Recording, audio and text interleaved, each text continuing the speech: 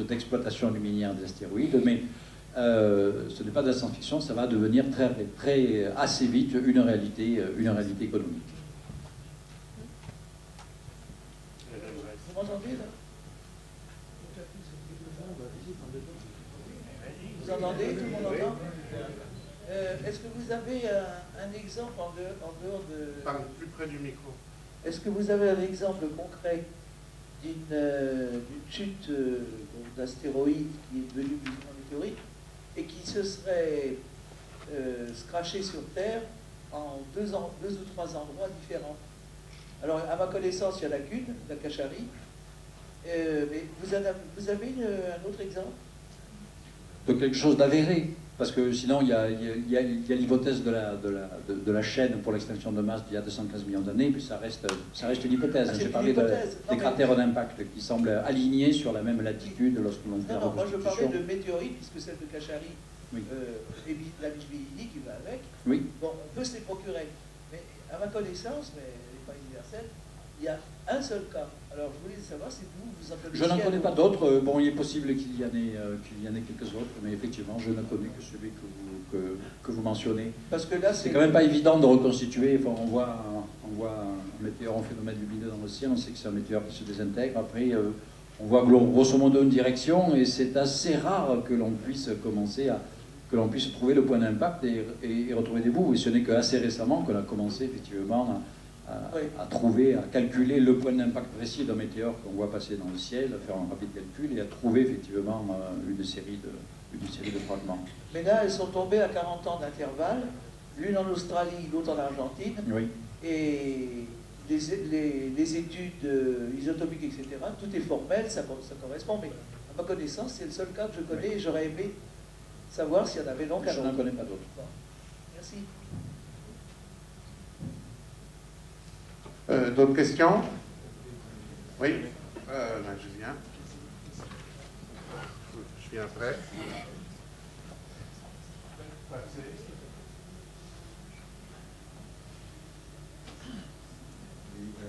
J'ai été toujours, bien sûr, très intéressé par tout ça.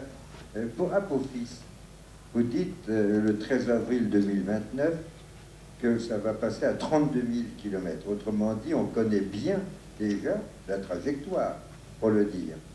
Oui. Alors, compte tenu de la vitesse de la Terre, quand même, 254 millions de kilomètres par jour, ça va quand même plein de choses.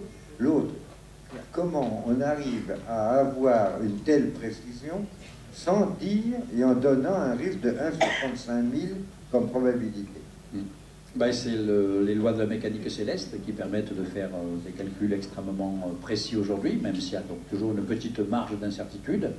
Mais pour ce qui concerne donc tous les éléments orbitaux connus de Apophis, à moins que d'ici là, il y ait une perturbation inattendue, un autre astéroïde géocroiseur qui perturbe l'orbite d'Apophis, c'est quand même extrêmement peu probable.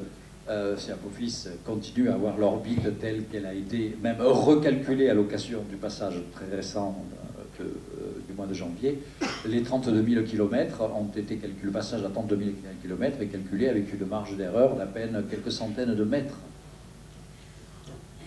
Oui, c'est génial. Donc telle est la précision actuelle, en tout cas sur ces horizons relativement proches. Effectivement, on a une très grande précision.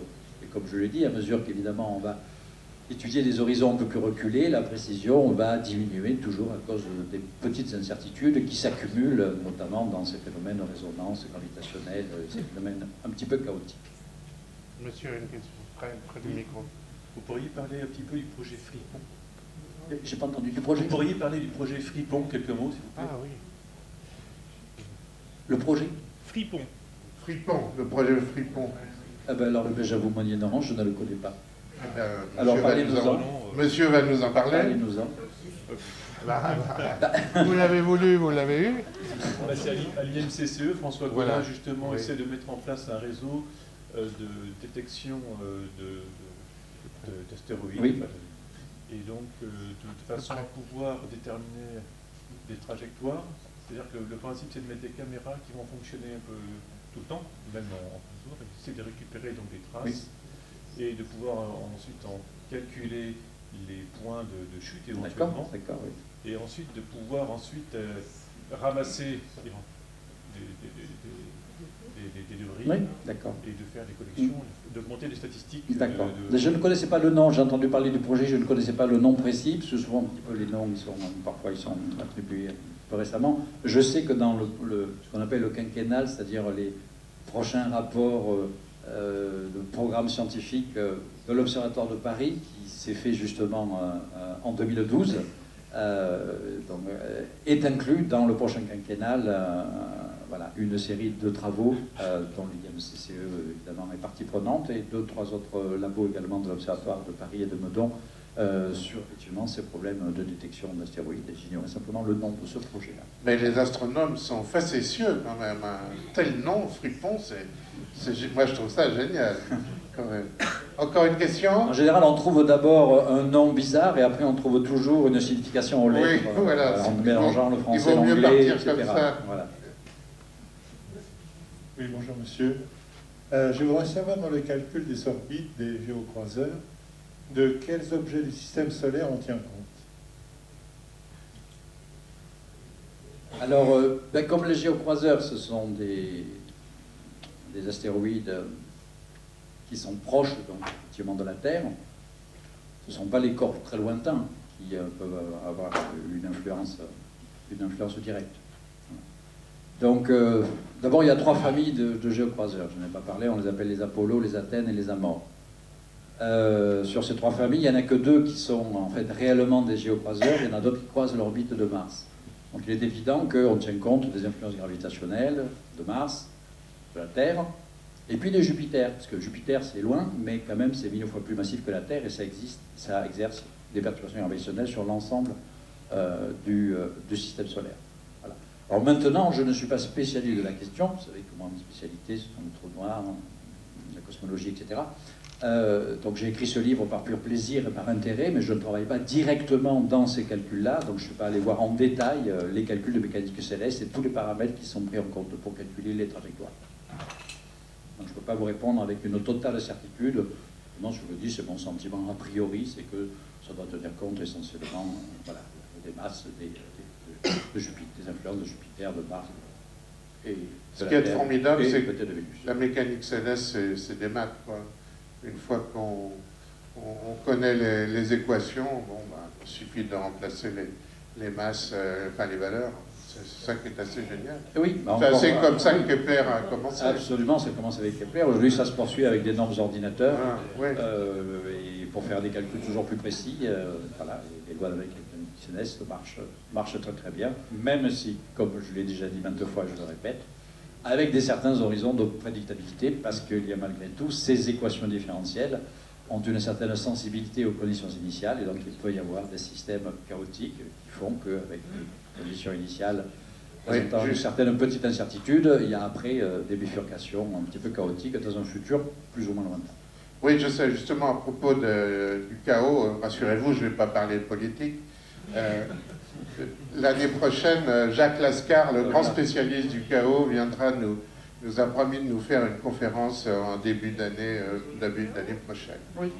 Ben, ces travaux-là suggèrent que même l'orbite terrestre oui. Aurait un horizon en fait de prédictabilité de l'ordre de 200 millions d'années à peine. Comme si la Terre pouvait partir comme ça du jour au lendemain, quasiment de son orbite. On n'y croit pas trop tout de même, hein.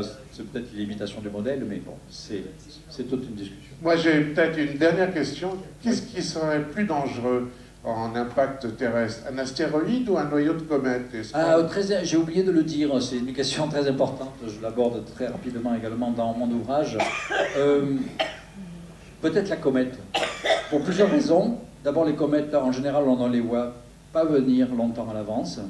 On va avoir des belles comètes cette année. Dans les jours qui viennent. Voilà. En général, on le découvre à peine peut-être quelques mois à l'avance, hein, contrairement aux astéroïdes.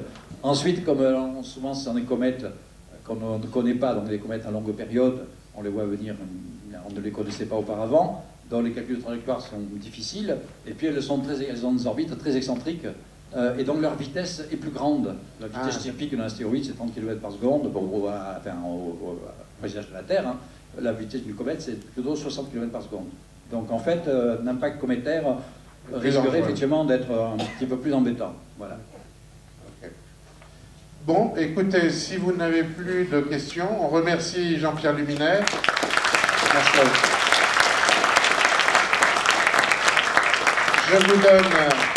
Je vous donne rendez-vous donc le mois prochain, le 10 avril, avec Jean-Michel Halimi, qui nous parlera de simulation d'univers, donc un tout autre sujet. Et alors surtout, faites très attention en rentrant chez vous.